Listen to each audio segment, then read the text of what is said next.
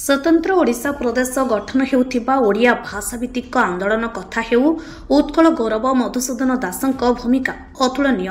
तांकर सही अवदान को स्मरण करबा नै प्रत्येक वर्ष परि चलित वर्ष मधुबाबुଙ୍କ जन्म जयंती अवसर में प्रतिमा सेवा सदन तरफ दही सरबत बंटन कार्यक्रम बालेश्वर सहर तेलंगा साहि स्थित सेवा सदन कार्यालय सम्मुखें अनुष्ठित हो जाइछि। अतिथि भाव सेवा सदनर प्रतिष्ठाता समाजसेवी बसंतलता पट्टनायक यहाको आनुष्ठानिक भाव उद्घाटन करने सहित पथचारी मानकु दही सरबत और शुद्ध पानीय बंटन करथिले। कार्यक्रम में अन्य मध्य सेवा सदन सभापति जयदेव जेना, संपादक चंद्राय हेम्रम, चांदिनी हांसुदा, विष्णु हांसुदा, सरोजिनी नायक, भवानी शंकर विश्वाल समेत बहु सदस्य उपस्थित रही सहयोग प्रदान करथिले। जन्म जयंती अवसर जो 178तम जन्म जयंती आम एटा पालन करछि पूरा ओडिशावासी आउ उद्देश्य रे दही बंटन कार्यक्रम करिछु।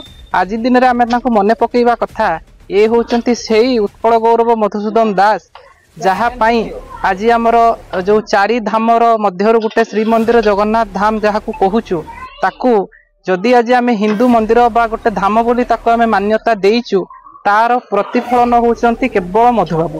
तांको पाई आज आमे हिंदुत्व कहिकी से मंदिर को पशि पारचु जाई पारचु महाप्रभु को दर्शन करि पारचु।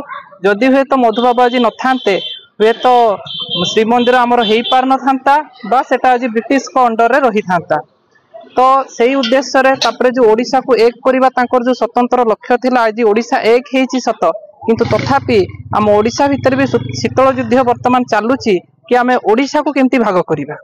लोक एक हवा पई चेष्टा करता समय रे एबे तांकर मंतव्य सब वर्तमान रो जो जनरेशन रो जो आमर विधायक कहंतु तांकर जो भली प्रकार मंतव्य जो उत्कल प्रति जो तांकर असम्मान रहुची सेटा को मने पकई देबा पई आमर गुटे स्वतंत्र प्रयास करचु कि आज दिन रे मधुबाबू को आमे मने पकेइबा आउ उत्कल को एक करिया पई आमे चेष्टा करिबा।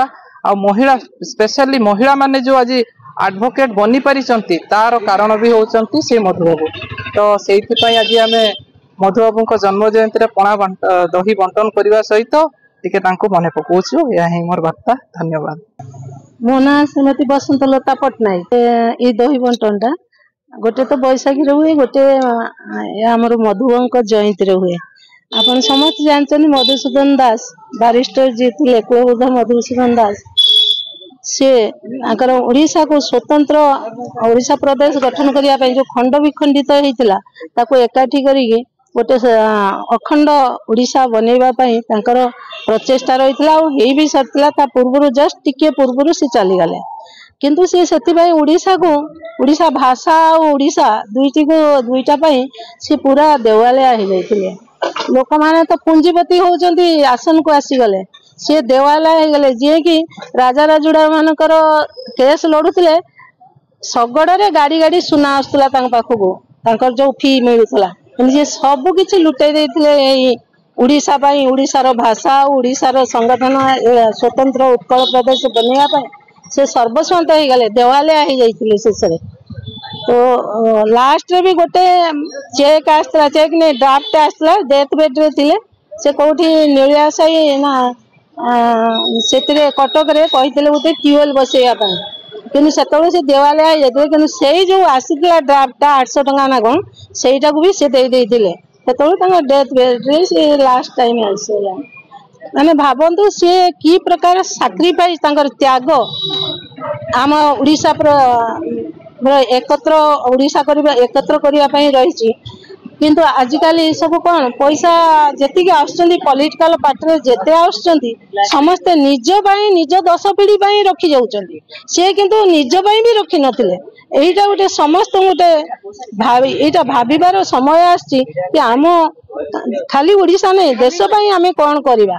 आमे निजे देवालिया तो न हुंतु कई कहूनी देवालिया हुंतु सर्वस्वंत कई न हुंतु किंतु जहा किछि आसुची डेवलपमेंट पाई बा ओडिशार उन्नति पाई बा पूरा देशर जोठी उन्नति पाई जहा आसुची ताको सेगुडाक विनियोग करंतु। बालेश्वरରୁ त्रिलोचन महांती रिपोर्ट उत्कल समाचार 24/7।